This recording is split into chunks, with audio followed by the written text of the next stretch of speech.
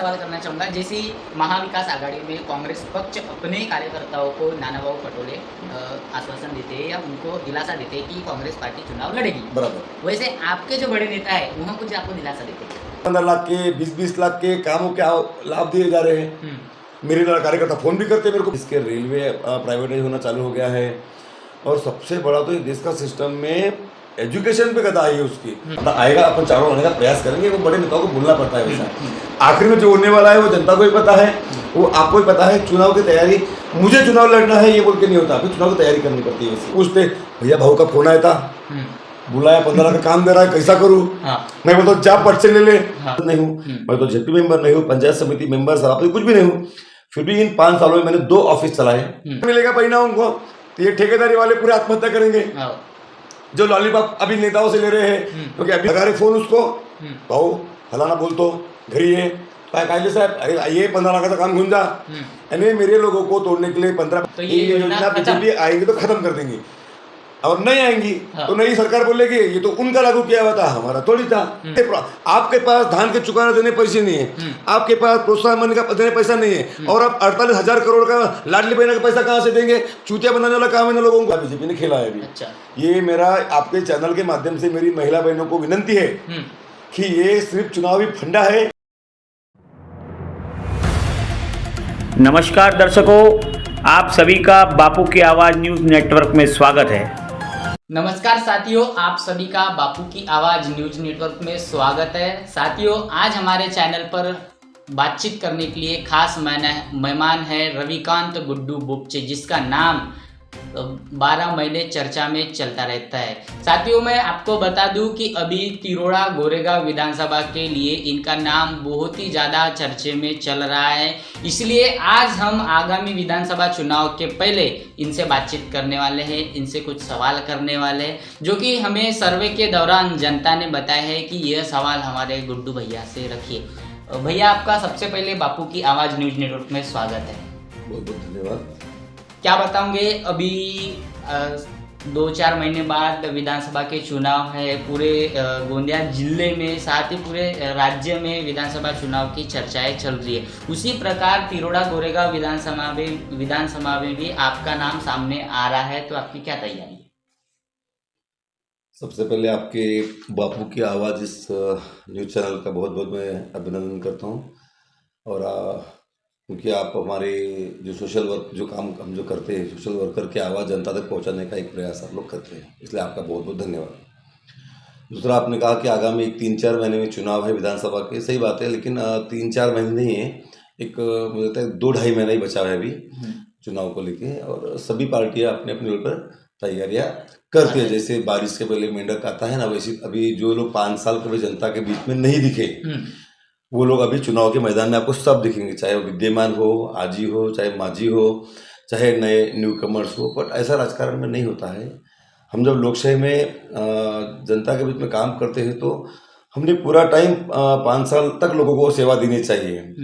विधायक बनना नहीं बनना है बात का विषय, पर अगर हमको सच्चे मन से ऐसा लगता है कि हमने लोक सेवा करनी चाहिए तो लोक सेवा चुनाव के 6 महीना पहले नहीं स्टार्ट होती है, जब चुनाव लगने वाले होते हैं। हमारे यहाँ कुछ लोग अभी जो है पदस्थ है, ये लोग 5 साल तक सिर्फ जनता की सेवा के बीच में इंडिविजुअल लोगों के कामों में नहीं आए कभी। ये अब जिन पदों पे बैठे हैं वहाँ पे गवर्नमेंट की अनेक फंडिंग आती है, उसमें 25-15, 30-54, 50-56 MLA फंड, अनेक ऐसे जो फंड होते हैं, इन फंड को खर्चा करके जो कार्यान्वित करना, बस उसी को विधायकी या और नेतागिरी या अपना वो सब काम समझते हैं। पर मेरा ये मानना है कि ये सब चीज़ें तो गवर्नमेंट के सेक्टर में जो अधिकारी वो भी कर सकते हैं पूरा। हमारा काम क्या है, हम जब जनता के बीच में आते हैं तो सामान्य आदमी के सामान्य काम ये हमने करने चाहिए। हम चाहे खुद करना चाहिए, और हम खुद नहीं कर सकते तो हमने उसके लिए करने के लिए वैसे अपनी यंत्रणा रखनी चाहिए, जो कि मैंने रखी है। मैं तो विधायक नहीं हूँ, मैं तो सांसद नहीं हूँ, मैं तो जेपी मेंबर नहीं हूँ, पंचायत समिति मेंबर सभापति कुछ भी नहीं हूँ। फिर भी इन 5 सालों में मैंने 2 ऑफिस चलाए और दोनों ऑफिस के माध्यम से वहाँ पे तिरोड़ा में 4 से 5 कर्मचारी प्रतिनिधि रखे मैंने, गोरेगांव में 2 प्रतिनिधि रखे मैंने और लोगों को सेवा देने का पूरा प्रयास किया। तो ये हो गया काम जनता का, ना कि गवर्नमेंट की योजनाओं को इम्प्लीमेंट करना। मान के चलिए कल झोटपी का कोई बड़ा पदाधिकारी है, वो कहता है कि मैंने 400 करोड़ का जल जीवन मिशन को इम्प्लीमेंट किया। तेरा क्या है इसमें? गवर्नमेंट का फंडिंग आया, जिला परिषद के माध्यम से कार्यान्वित करना था, आपने कर लिए, उसमें अपना फोटो, टैंकर बनाएंगे जिला परिषद के, उसके अपना फोटो, मतलब पैसा सरकार का, एडवर्टाइज इनका खुद का। कल को जल जीवन मिशन के माध्यम से सरकार का पैसा होल्डिंग लगाएंगे, पूरे जिले में करोड़ों रुपए के होल्डिंग पे खर्चा करेंगे अपने लिए। तो जैसा इनका ऊपर से केंद्र का नेतृत्व करता है, खुद के एडवर्टाइजमेंट पे सरकार का पैसा खर्चा करना, उस तरह का काम यहाँ के स्थानीय नेता भी कर रहे हैं इनके लोग, तो करे ना, कोई हरकत नहीं। तो मेरा सिर्फ ये कहने का मतलब था कि ये जो लोग चुनाव के 6 महीना पहले आके होर्डिंग लगा के अपनी नेतागिरी और जाहिर करते कि हमको चुनाव लड़ना है, अभी तो एक ट्रेडमार्क हो गया है कि किसी नेता की चुनाव के 6 महीना पहले जब किसी दिवाली की विश, गणेश जी की जयंती की विश, अम्बेडकर जयंती जी की विश, तुम्हारे ईद की विश, यानी किसी बड़े त्योहार की विश करके जो होर्डिंग लग गई तो समझ जाना कि ये चुनाव लड़ने वाला है। तो इस टाइप का वातावरण हमारे जिले में हो गया है अभी। नए साल की विश, मतलब चुनाव के 6 महीना पहले वाला त्योहार, इसमें जो बड़ी होर्डिंग जिसकी लगी, उसके जन्मदिन की होर्डिंग लगी, तो समझ जाना कि ये चुनाव लड़ने वाला है। 5 साल काम नहीं करेंगे, चुनाव के 6 महीना पहले होर्डिंग लगाएंगे और फिर लोग चर्चा करते कि हाँ बहुत चुनाव लड़ने वाला है। तो मेरा वैसा काम नहीं है। मैंने 5 साल पूरे शिद्दत से लोगों को सेवा करी है, लोगों के काम करे हैं। मेरे कार्यालय के माध्यम से 15,000 लोगों को मैं अप्रोच किया हूँ। और आज अगर ये कल को चुनाव लगता है और मेरी पार्टी महाविकास आघाड़ी में अगर मुझे टिकट देती है तो मैं चुनाव अवश्य लड़ूंगा।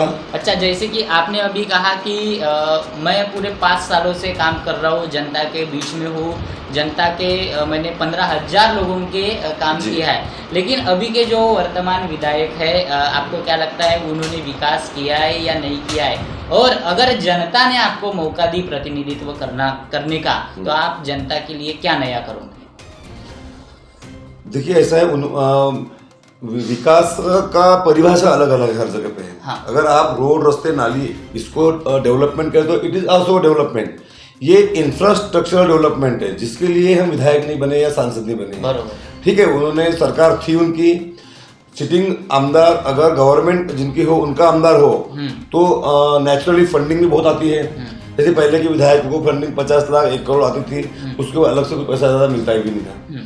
अभी तो 500 करोड़ 100 करोड़ 200 करोड़ इतने आसानी से मिल गया है। रोड रास्तों का विकास हुआ है, नहीं हुआ ऐसा मैं डायरेक्ट नहीं बोलता कि उन्होंने काम नहीं किया है, काम किया, उसका नियोजन भी किया। बट क्या हम अपने आप को एक सवाल करें, सिर्फ विधायक की या किसी भी गवर्नमेंट के बैठे हुए पदाधिकारी की, हमारे यहाँ जिला परिषद अध्यक्ष हो, सभापति हो, विधायक हो, सांसद हो, सिर्फ सांसद निधि, विधायक निधि या गवर्नमेंट से एडिशनल फंड आता है, ये खर्चा करके सिर्फ ठेकेदारी करना, क्या ये सिर्फ डेवलपमेंट थोड़ी होता है? वही जो रोड रास्ते बनाना, क्या यही डेवलपमेंट है? क्या यही विकास है? आज हमारे यहाँ ग्राउंड लेवल पे अगर जाएंगे ना, सामान्य आदमी के अनेक प्रश्न हैं जिससे वो परेशान है। हम उनके उन प्रश्नों का टटोल के देखना ही नहीं चाहते। हमको ऐसा लगता है कि ये जो मतदाता है, ये जो हमारे देश में 2-3 जो बड़ी बड़ी पार्टियां हैं, सभी पार्टियां उनके में अभी बीजेपी बड़ा पार्टी मानी जाती है हमारे यहाँ पे, तो उनके अब सांसद उनके रहे अभी तक के, विधायक उनके रहे 10 साल से, अभी जिला परिषद उनकी है, महाराष्ट्र में गवर्नमेंट उनकी, केंद्र में उनकी, इसलिए मैं उन्हीं की पहले अटैक करूंगा पहले कि भाई उनके कुछ लोगों को गलत फहमी है, क्योंकि संगठन जिसको बोलते हैं, संगठन बीजेपी के पास बहुत अच्छा है, जो हमारे बाप दादाओं ने बना के देखे गए हैं, उस पर ये लोग मजा कर रहे हैं अभी। तो संगठन में उनकी प्रॉब्लम कैसी है, वो फूल को देख के वोट देते हैं, तो उसके कारण इनको चर्बी चढ़ गई है कि हम काम करें ना करें, हम जनता के बीच जाए ना जाए, हम सामान्य लोगों के रेशन के काम, सामान्य लोगों के घरकुल के काम, श्रावण बाढ़ के काम, उद्धव कार्ड के काम, बैंक अकाउंट खोलना है, ये जो भी छोटे छोटे काम है लोगों के, हम करें या ना करें, चुनाव के टाइम पे लोग पार्टी के सिंबल पे वोट देते ही हैं। अभी आप ये लेटेस्ट उदाहरण देख लीजिए लोकसभा का। सुनील बेंडे साहब पे जिस लेवल पे तीव्र नाराजगी थी, क्योंकि पूरे 5 साल मतदाता संघ में नहीं घूमे थे, पर वो नाराजगी मतदान में दिखी, पर उतनी नहीं दिखी ना। आखिर 5 लाख के ऊपर मतदान तो मिले ना इतने निष्क्रिय खासदार को।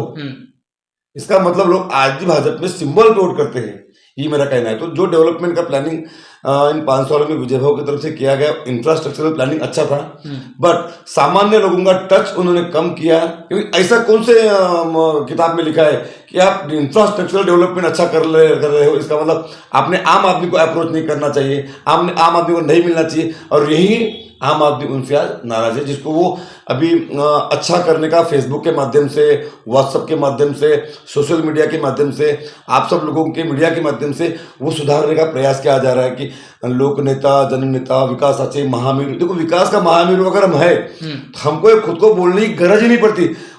वो जनता के बीच से आवाज आनी चाहिए कि हाँ, ये आदमी विकास कर सकता है, ये आदमी जनता का नेता है। अभी जनता को डेवलपमेंट करने वाले ये बड़े बड़े चेहरे नहीं चाहिए। भाई बोलते यार इधर नौकरी की प्रॉब्लम है, बोलते हो वहाँ हमने मंदिर बनाया। भाई यार हमको अभी बहुत प्रॉब्लम चल रही है, धान का चुकारा नहीं है, और तुमको बोनस दिया था ना उस टाइम पे। हम बोलते भैया थोड़ी अड़चन है, अभी बहुत महंगाई बहुत बढ़ गई है, तो हम कुछ तो भी और उनको गाजर दिखा देंगे। अभी तो मंदिर हो गया, अभी तो मथुरा बाकी है। मतलब हम हमारे माइंड को डाइवर्ट करने का प्रयास करते हैं लोगों को, तो ये नहीं हो रहा। और मेरा विजन बहुत क्लियर है। जो आपने पूछा कि आपके आगामी क्या प्लानिंग है, मेरी प्लानिंग बहुत क्लियर है कि मैं जिस तरह से अभी सामान्य आदमी को लेके काम कर रहा हूँ, ये काम मैं हमेशा करता रहूँगा। जैसे ये गरीब आदमी को एफिडेविट करना है, कास्ट सर्टिफिकेट बनाना है, बच्चों के काम है, बाहर बड़ा महंगा करके किसी को पड़ता है, बाहर भी जो लड़के करते हैं वो ठीक है, अपना अपना रोजगार करते हैं, उनसे उनका घर चलता है। पर अगर किसी आदमी की हैसियत बेचारे की 1000 रुपये 800 रुपये कास्ट सर्टिफिकेट खर्चा करने के नहीं है, तो क्या 55 रुपये में गुड्डू उपचे आपस में बन जाती है, तो क्या क्यों ना जाए वहाँ पे वो। जिस आदमी को एफिडेविट करने में बाहर 200 रुपये खर्चा आता है, 200 रुपये नहीं है उसके पास, तो फिर बिजनेस फाइन चालू कर। तो वो अगर 35 रुपये में अपना अगर ये कास्ट एफिडेविट गुड्डू उपजी के आपस में बना लेता है, तो इसमें बुरा क्या है। ये आज अगर मान के चलिए मैंने इन 5 सालों में अगर 4000 ration card free of cost मेरे कार्यालय से मैंने गरीब लोगों के बना के दिए हैं, मान के चलिए, तो एक बाहर वो आदमी को राशन कार्ड बनाने में खर्चा 3000 रुपये आता था। मैं आपको बताता हूँ, मेरा किसी को क्रिटिसाइज नहीं करना है, किसी व्यक्ति को, दलाल को या ब्रोकर को, बट ये 3000 रुपये अगर एक आदमी का बच गया है तो 4 या 12 1 करोड़ 20 लाख रुपए इन 5 साल में मैंने गरीब जनता के महीने मेरे कार्यालय के माध्यम से बचाए है। बराबर है। मैंने मेरे कार्यालय से अगर मान के चलिए 3000 लोगों के मैंने कास्ट सर्टिफिकेट बनाए हैं, और 3000 लोगों के कास्ट सर्टिफिकेट मान के चलिए 1000 रुपये कास्ट सर्टिफिकेट खर्चा था और 100 रुपये 50 रुपये में काम हो गया, तो जो 900 रुपये बच गया, तो 9 चौक 36, मैंने 36 लाख रुपये जनता के बचाए। ऐसे एफिडेविट में, कास्ट सर्टिफिकेट में, तुम्हारे रेशन कार्ड में और अनेक काम में जो लोगों को खर्च आते हैं, अगर हिसाब लगाएंगे। अच्छा, मैं इसमें पूछना चाहूँगा कि तिरोड़ा गोरेगांव विधानसभा में मैं बोलना चाहूँगा कि पूरे गोंदिया जिले में ऐसा एक ही मेडिकल कॉलेज है, KTS है, जहाँ गरीब लोग सबसे ज़्यादा स्वास्थ्य के लिए जाते हैं जी, बरोबर। लेकिन अपने यहाँ जो मेडिकल कॉलेज या स्वास्थ्य विभाग है, वहाँ जनता को बरोबर सेवा नहीं मिल पाती। वहाँ इतनी अभी गंदगी है, वहाँ कोई ध्यान नहीं दे रहा है। तो आप इसके लिए क्या सोचोगे? पहले तो मैं क्या सोचूंगा वो बोलने भाई ये प्रॉब्लम क्यों आ रही है, ये तो बताओ भैया।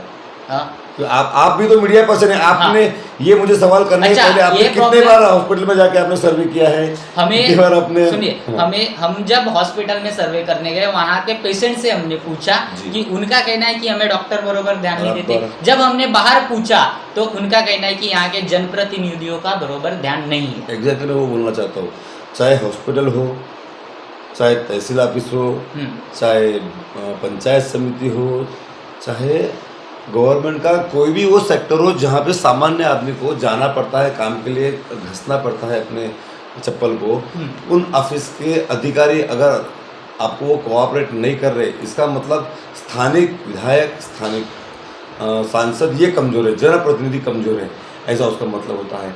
अगर किसी क्षेत्र का विधायक अगर मजबूत ही जनता के साथ खड़ा हो तो उसके जनता को इन गवर्नमेंट हॉस्पिटल में तकलीफ होनी नहीं चाहिए। क्यों भाई? गोंदिया में विनोद अग्रवाल जी विधायक हैं, बराबर। जब गोंदिया में सारी सुविधाएं मिल सकती है प्रॉपरली, आज तो ये हमारे तिरोड़ा में क्यों नहीं मिल सकती है? आज अगर वेटरनरी की तरफ आप जाएंगे तो वेटरनरी दवाखाना में हमारे यहाँ तिरोड़ा में 50% अस्पतालों में डॉक्टर्स नहीं है। गोंदिया में 100% है, बराबर। वहाँ का विधायक ला सकता है, हमारा का विधायक क्यों नहीं ला सकता? यहाँ के पूरे PSC में नर्सेस है, डॉक्टर्स है, दवाइयाँ उपलब्ध है, हमारे तिरोड़ा में नहीं है, क्योंकि ये सब मिली भगत है। आप अगर देखेंगे तो हमारे तिरोड़ा में अभी, हमारे तिरोड़ा में छोड़िए पूरे महाराष्ट्र का बोली ना जी, ये करप्शन किस लेवल का है। अभी आप देखेंगे तो इन पूरे 5 सालों में 100% गुरुती घाट के नीलाम कहीं नहीं हुए, बराबर है। सबसे बड़ा करप्शन यहाँ से स्टार्ट होता है। जबकि रेती का काम हर सामान्य आदमी को घर बांधने के लिए लगता है, गरीब आदमी को घर खोल के लगता है, गवर्नमेंट के प्रोजेक्ट में गवर्नमेंट को लग रहा है, मुरुम तुम्हारे इंफ्रास्ट्रक्चर रोड के लग रहा है, गिट्टी लग रही है, बजरी लग रही है, सब कुछ तो लग रहा है तुमको।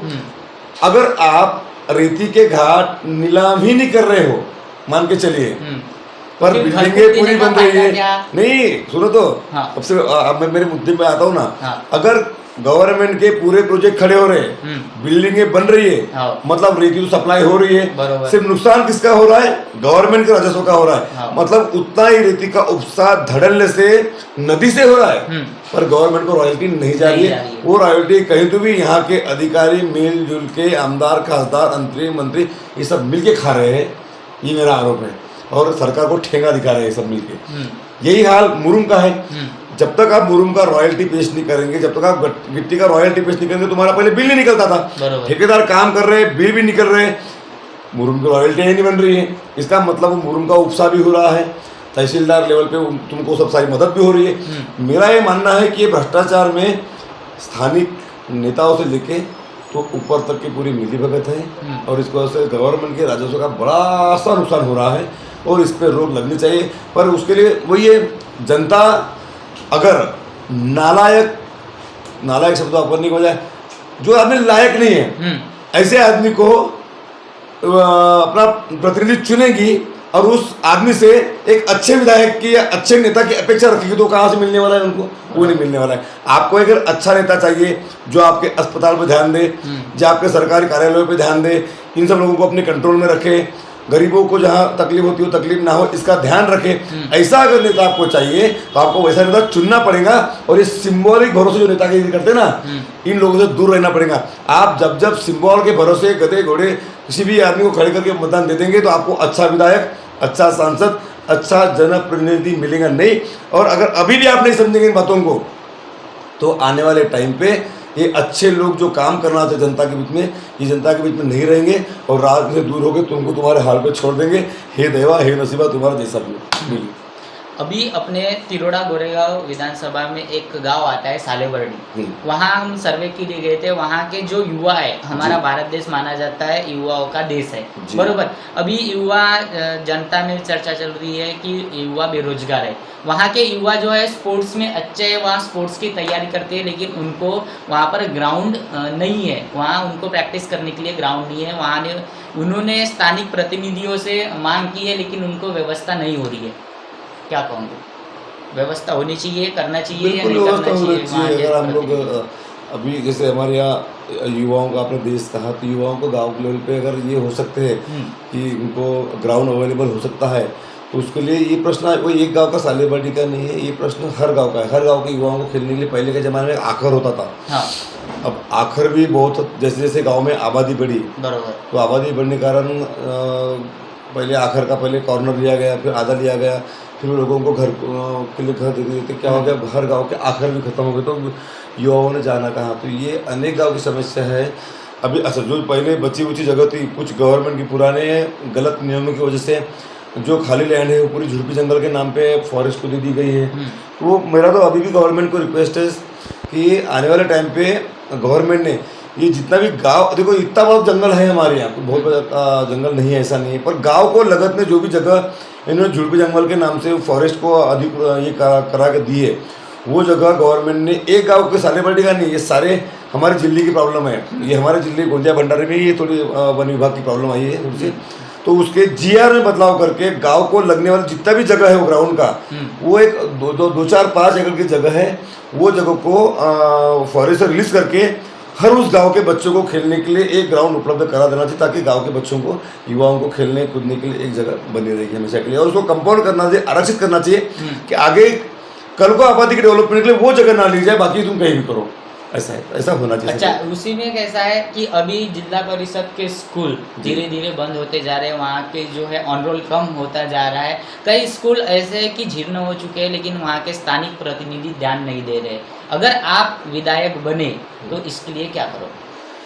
बहुत बढ़िया सवाल किया आपने। ये तो मैं मेरे विधानसभा में जब भी घूमता हूँ तब मैं ये विषय रखता हूँ कि पिछले इन 10 सालों में प्राइवेटाइजेशन की तरफ गवर्नमेंट बढ़ी, और गवर्नमेंट ने बहुत सारे सेक्टर जो गवर्नमेंट के अंडर में थे तो बहुत अच्छे चल रहे थे, उनको जानबूझकर उन सेक्टर को बंद करने के लिए उनको लॉस में दिखाया गया और वो बंद किया गया।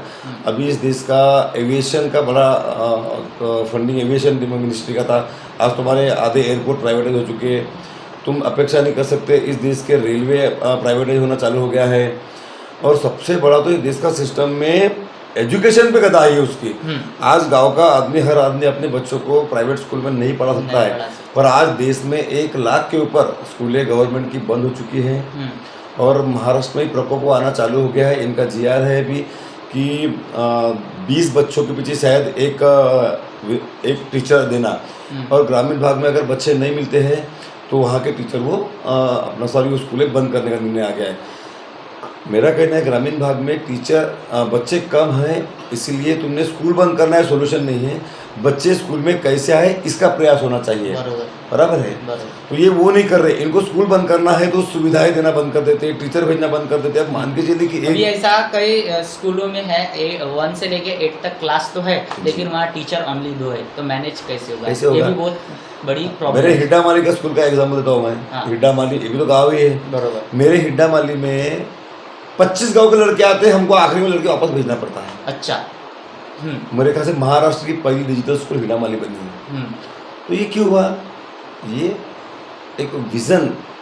लोग हमको पूछते हैं ना कि गांव में आप यहाँ के विधायक हो, सांसद हो, आपका क्या गांव में विज़न है? तो हम वो एग्जाम्पल बताते कि हमारे गांव में चाहे हेमंत पटले साहब विधायक बने हो, चाहे डॉक्टर मुफ्ती साहब विधायक सांसद बने हो, चाहे पीजी कटरे साहब जेडपी मेंबर सभापति बने हो, हर किसी का अपना एक गांव को लेकर दृष्टिकोण था, एक विजन था, और वो पूरा हुआ। एक गांव में हमने सबने सामूहिक तरीके से गांव में स्कूल में डिजिटल स्कूल आना चाहिए उसका प्रयास किया, और आज उससे ये हुआ कि गांव में हमारे स्कूल में 25 गांव के लड़के आते हैं और स्ट्रेंथ 400 के ऊपर जाती है। तो ये मैं इसलिए बता रहा हूँ कि अगर गवर्नमेंट इसी आधार पे हर गाँव के स्कूल को डिजिटलाइज कर दें, क्योंकि क्या होता है ना, हम जो लोग अपने बच्चों को प्राइवेट स्कूल में पढ़ाते हैं उनको वहाँ पे कंप्यूटर मिलता है, इंटरनेट मिलता है, आज दुनिया से कनेक्टिविटी बढ़ गई है। तो हम ये चाहते हैं कि हमारे बड़े लोगों के पैसे लड़के ये कॉन्वेंट में पढ़े, मेरा सवाल ये है कि हमारे जो तिरोड़ा गोरेगांव विधानसभा में समस्या चल रही है, वह समस्या हल करने के लिए आप क्या करोगे? समझो ना, अभी उसको थोड़ा इलेबोरेट करो ना। मुझे आपको पूरा विषय समझेगा मेरा। गवर्नमेंट इसलिए आ रहा हूँ मैं कि बड़े लोगों के लड़के कॉन्वेंट में पढ़े, सारे एजुकेशन लें, बराबर, और गांव के लोग जो गांव में जिला पर स्कूल में पढ़ती है उनको एजुकेशन ना मिले, क्योंकि वो कंपेयर होता है ना। एक ही गांव का लड़का वो शहर के कॉन्वेंट के बस से आके गांव में उतरता है तो उसका स्टैंडर्ड ऑफ लिविंग, एक लड़का बेचारा गरीब का बच्चा है जो गांव के स्कूल में पढ़ता है उसका स्टैंडर्ड ऑफ लिविंग, उसके बातचीत में फर्क दिखता है। वो बोलता है मैं कंप्यूटर चलाता हूँ, वो बोलता है मैंने कंप्यूटर यहाँ नहीं दिखाऊँ, बराबर। तो गवर्नमेंट ने क्या करना चाहिए? अभी जमाना बदल गया है, 21वीं सदी में आ गए हैं। गांव के जिला पर स्कूलों में पानी गिरता है, वो चीज़ खत्म होनी चाहिए। गांव के जिला पर स्कूल में बढ़िया से कंप्यूटर आने चाहिए।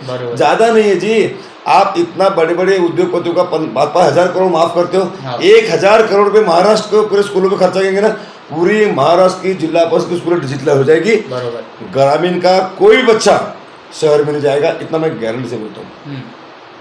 तो ये जो अभी गवर्नमेंट प्राइवेटाइज जो कर रही है उसका आने वाले टाइम पे बहुत नुकसान होगा और गांव का आदमी एजुकेशन ले नहीं पाएगा। तो ये बंद होना चाहिए। मेरे तरफ से मैं ये पहल करूंगा, अगर मैं विधानसभा में गया तो सबसे पहले अपनी सरकार को बोलूँगा कि ये जो गवर्नमेंट ने 20 के नीचे लड़कों को नहीं रहेंगे तो जिला पर स्कूलें बंद करने का आदेश दिया है, ये रद्द करो। और विद इन 6 मंथ अगर पहला प्रोजेक्ट किसी को रखवाना है गवर्नमेंट को, उन्होंने एक जिला परिषद स्कूल सुशोभित करके बढ़िया पेंटिंग करके बच्चों को अच्छी बैठने की व्यवस्था देते हुए, भाई कॉन्ट्रैक्ट बेस पे आप अभी कुछ दिन तक के टीचर रखो, पर वो कॉन्ट्रैक्ट बेस पे किसी प्राइवेट कॉन्ट्रैक्टर को उसका काम मत दिया जाए, वो गवर्नमेंट अंडरटेकिंग कॉन्ट्रैक्टर बेस पे काम करेंगे, बाद में उनको सबको गवर्नमेंट एम्प्लॉय करके लागू करा दो। मेरा ये प्रस्ताव तो मैं रखूँगा, क्योंकि एजुकेशन रीढ़ की हड्डी है हमारे देश की। बरोबर। उसी प्रकार जैसे एजुकेशन रीढ़ की हड्डी है, उसी प्रकार हमारे देश का किसान, यह हमारा देश किसान प्रधान देश माना जाता है। और मैं बात करूं गोंदिया जिले की तो यह कृषि प्रधान जिला है। बराबर। उसी में क्या हुआ है कि अभी जो है केंद्र चालू नहीं हुए, सोसाइटी केंद्र, उसमें किसानों का बहुत ज़्यादा नुकसान हुआ है। और लोगों ने प्राइवेट सेंटर पर अपने धान बेचे, उसमें बहुत ज़्यादा नुकसान हुआ है। क्या कहना चाहिए इसमें? मेरा कोई बोलने का विषय नहीं ना, मैं क्या बोलूँगा इस मैटर में। देखो, ये काम के लिए जो जितने किसान जो पार्टी करते हैं, उनके विधायकों ने इन 1 साल में सिर्फ 6 महीनों में सिर्फ चुनाव की तरफ ध्यान दिए, गवर्नमेंट की बेसिक समस्या पे ध्यान नहीं दिए। तो ये काम उनका ही विधायक होगा, उन्होंने हाउस में उठाना चाहिए था प्रश्न कि भी चुकारा करो, धान की उछल करो, किसानों का धान सोसाइटी में गया है, सोसाइटी वाला भी मरने की स्थिति में आ गया है, क्योंकि यहाँ धान सूख गया पूरा, पुराना धान यानी वो रबी का भी नहीं उठा, उसके पहले का भी नहीं उठा, मेरी खुद को सोसाइटी धान पड़ा हुआ है वहाँ पे। तो ये यहाँ के स्थानिक नेताओं की कमजोरी है, ये लोग नहीं उठा पा रहे। तो अगर इन्होंने उठाते तो ये इसमें कुछ पहल होती है। इनका ध्यान आपको बताऊँगा टोटल अभी ये सब चीज़ों पे नहीं है। अभी क्या हो गया, लोकसभा में इनको लंबा कुछ चीज़ घाटा भी हुआ, लोगों ने नुकसान हुआ, पर ये हमारे यहाँ पे नुकसान जो हुआ वो स्थानिक सांसद के अगेंस्ट वोटिंग गया, क्योंकि हमारे कांग्रेस से जो उम्मीदवार खड़े थे वो तो एकदम नए थे, बराबर। उनको लोगों ने नए करके मतदान दिया है। उनकी कोई कामगिरी या पुराना ये नहीं था, ट्रैक रिकॉर्ड बेचारे का फ्रेश उम्मीदवार था वो तो, बराबर। पर ये जो वोट पड़ा है अगेंस्ट सुनील मेंढे पड़ा, उन्होंने 5 साल जो काम नहीं किया जनता के बीच में, जो दिखे नहीं, उसके अगेंस्ट वोट पड़ा इस बार, बराबर है।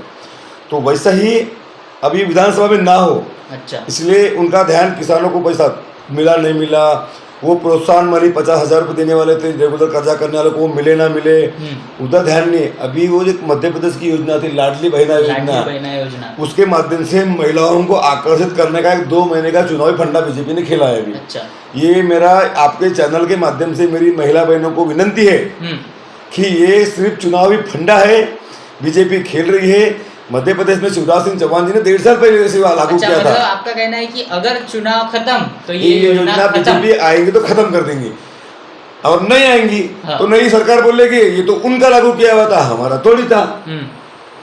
ये ऐसा ही होता है। जैसे मान के चलिए चुनाव में मध्य प्रदेश में अभी उन्होंने प्रॉमिस किया था कि हमारी सरकार आएंगी तो 1000 रुपये का सिलेंडर 500 में देंगे, बोले थे कि नहीं बोले थे? पूरे बड़े बड़े बोर्ड लगाए थे, बाप रे ऐसा करेंगे वैसा करेंगे।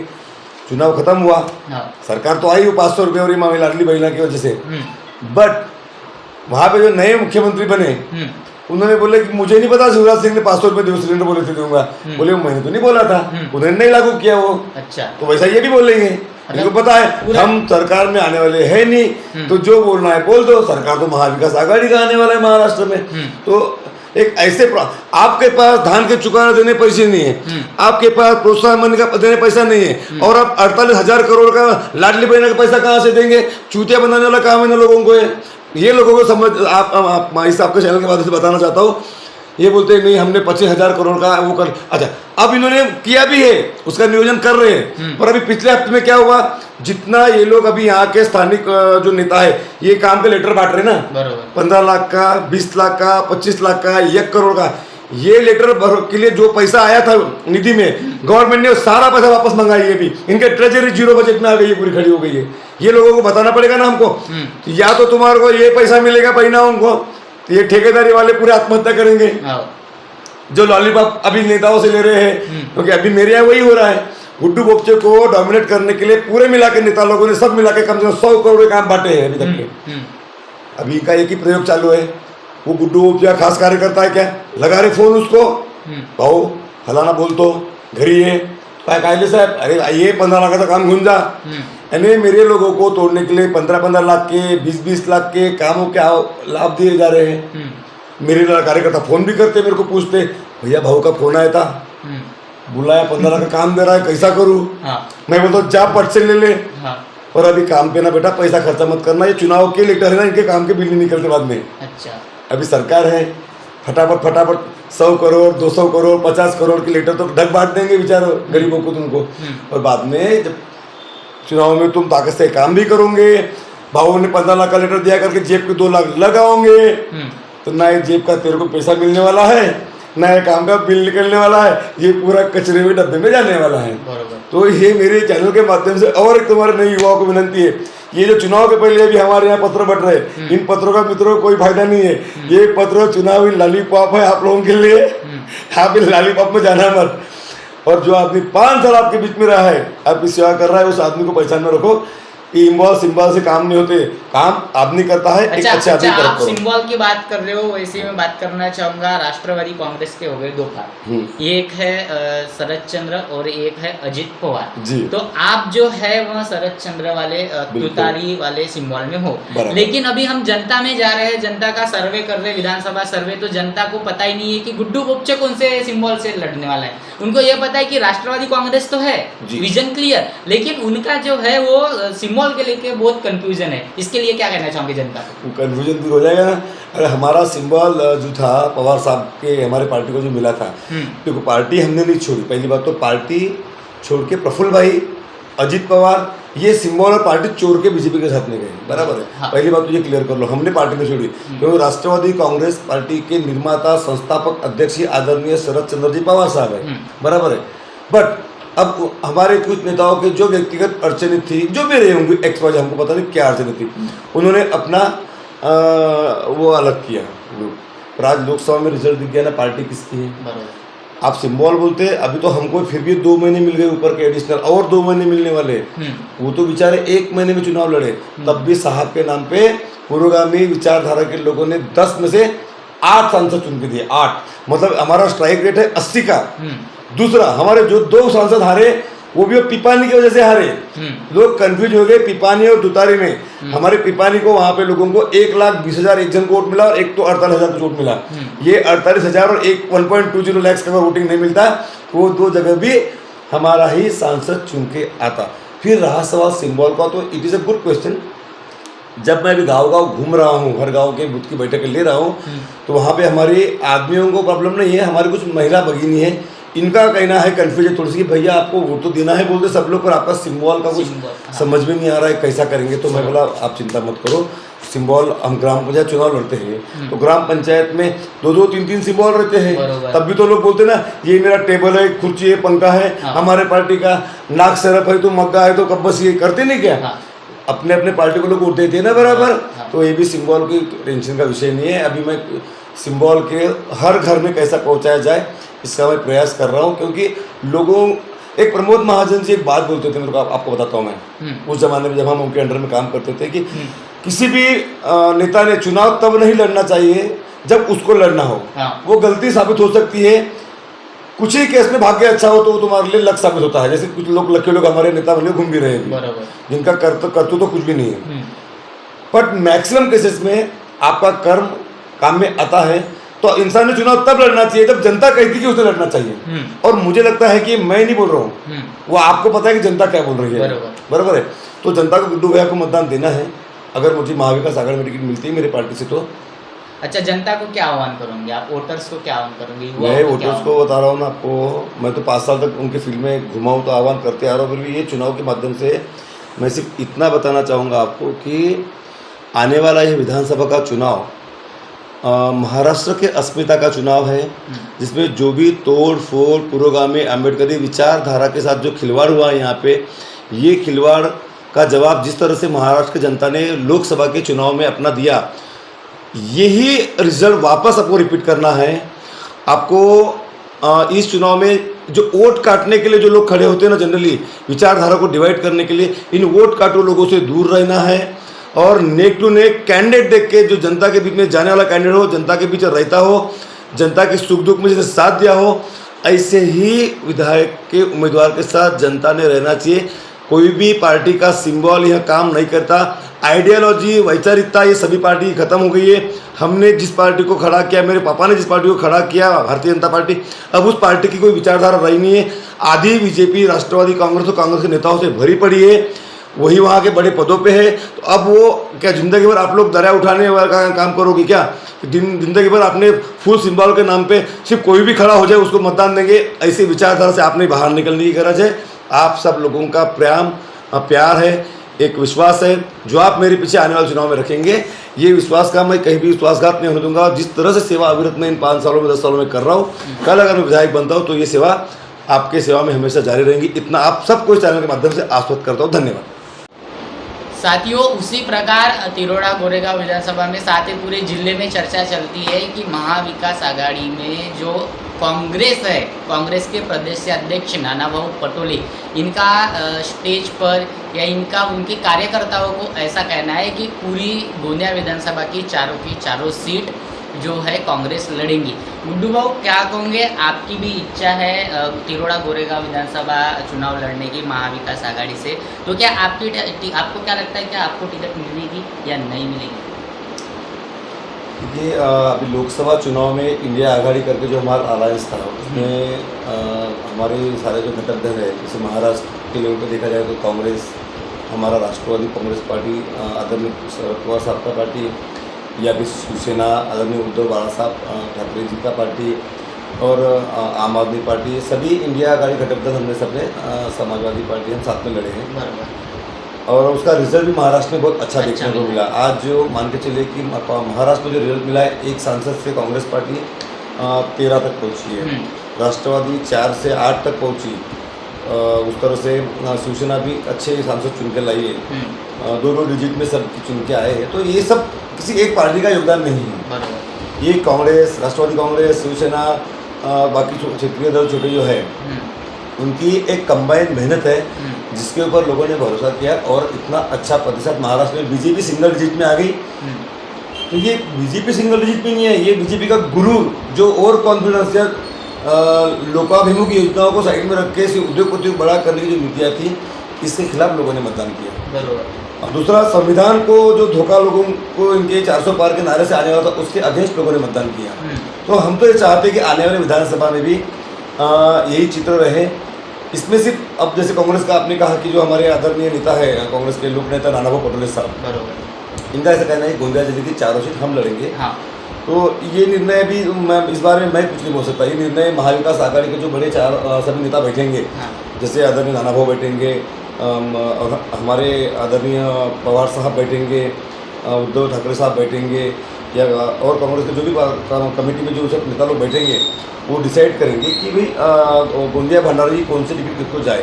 पर आपने देखा होगा बीच के टाइम पे पृथ्वीराज जी चौहान साहब ने एक बात कही थी कि हमारे दो महाविकास आघाड़ी में कोई छोटा भाई नहीं है और कोई बड़ा भाई नहीं है, हमारे यहाँ पे जो चुनाव जीत सकता है हम टिकट उसको देंगे। बरोबर। अच्छा, आपको ऐसा क्यों लगता है कि मेरे को टिकट मिलना चाहिए? नहीं, मुझे ऐसा नहीं लगता, ऐसा जनता को लगता है कि गुड्डू गुप्चू को टिकट मिलना चाहिए इस बार। अच्छा। और दूसरा ऐसा है कि हम बड़ा घटक पक्ष हैं, तो गोंदिया जिले में जो टिकट का जो वितरण का जो पूरे महाराष्ट्र में एक फार्मूला तय होने वाला है, मुझे इसकी जानकारी है कि जहाँ 19 के चुनाव में जहाँ कांग्रेस लड़ी थी वहाँ कांग्रेस लड़ेगी, जहाँ पे राष्ट्रवादी लड़ी थी वहाँ राष्ट्रवादी लड़ेगी, और जहाँ एनसीपी लड़ी थी वहाँ पे शिवसेना लड़ी थी वहाँ शिवसेना लड़ेगी। और ये हिसाब से देखा जाए तो फिर हमारे गोंदिया भंडारा जिले में तुमसर, तिरोड़ा और मोरगांव अर्जुनी, ये 3 सीटों पे राष्ट्रवादी कांग्रेस का दावा अभी भी है और आगे भी रहेगा, ऐसे हमारे नेताओं ने हमको कहा है। पर फिर भी क्योंकि हमको अभी सत्ता में आना जरूरी है, क्योंकि अच्छे काम करने हैं, तो इसलिए हमारा और कांग्रेस के बीच में यहाँ पे जिले में कोई उस लेवल पे कंट्रोवर्सी नहीं है जिस तरह से कुछ लोग बताने का प्रयास कर रहे हैं। ये सवाल करना चाहूँगा, जैसे महाविकास आघाड़ी में कांग्रेस पक्ष अपने कार्यकर्ताओं को नानाभाऊ पटोले आश्वासन देते हैं या उनको दिलासा देते हैं कि कांग्रेस पार्टी चुनाव लड़ेगी, बराबर, वैसे आपके जो बड़े नेता है वहाँ कुछ आपको दिलासा देते हैं? बिल्कुल देते हैं। जैसे पार्टी में आखिर तक कार्यकर्ताओं को चार्ज रखना पड़ता है, चुनाव का टाइम है। अगर आज ही कार्यकर्ता को बोल देंगे कि हमारी टिकट आ ही नहीं सकती, ये तो हथियार डालने वाला काम हो गया ना। कार्यकर्ता को लगता है ठीक है हमारा टिकट नहीं आ रही, हम क्या करेंगे।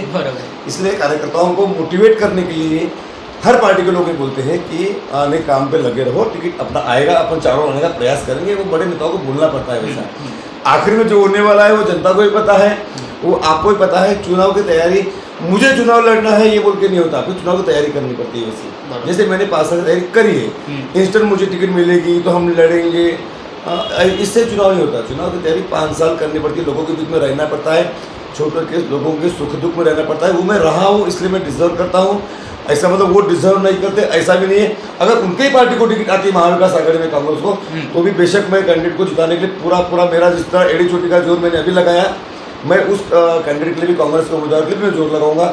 मेरा इंडिपेंडेंट अपक्ष लड़ने का कोई इरादा नहीं है। मैं कांग्रेस का आघाड़ी में साथ दूंगा, क्योंकि मेरे नेता का आदेश वही रहेगा मुझे कि गुड्डू अभी तुमको काम करना पड़ेगा। तो मैं मेरे नेता का आदेश मानूंगा, आदरणीय पवार साहब का आदेश मानूंगा, आदरणीय अनिल देशमुख साहब हमारे नेता है, विदर्भ के बड़े नेता है, उनका आदेश मानूंगा। रोहित दादा है, सुप्रिया ताई है, सब लोग इतना स्ट्रगल कर रहे हैं, तो मैं उनका साथ में खड़ा रहूँगा स्टैंडली, और अगर कांग्रेस पार्टी में आपको लूँगा काम करूँगा। साथियों, हमने जो है रविकांत गुड्डू बोपचे इनसे बातचीत की है। इन्होंने अपना विजन क्लियरली बता दिया है, साथ ही इन्होंने जनता से आह्वान भी किया है। लेकिन साथियों, देखने लायक रहेगा कि आगामी विधानसभा चुनाव में क्या होता है और क्या नहीं होता, जनता किसको मौका देती है प्रतिनिधित्व करने का और किसको नहीं देती, यह देखने लायक रहेगा। तब तक के देखते रहिए और बने रहिए बापू की आवाज़ न्यूज़ नेटवर्क के साथ।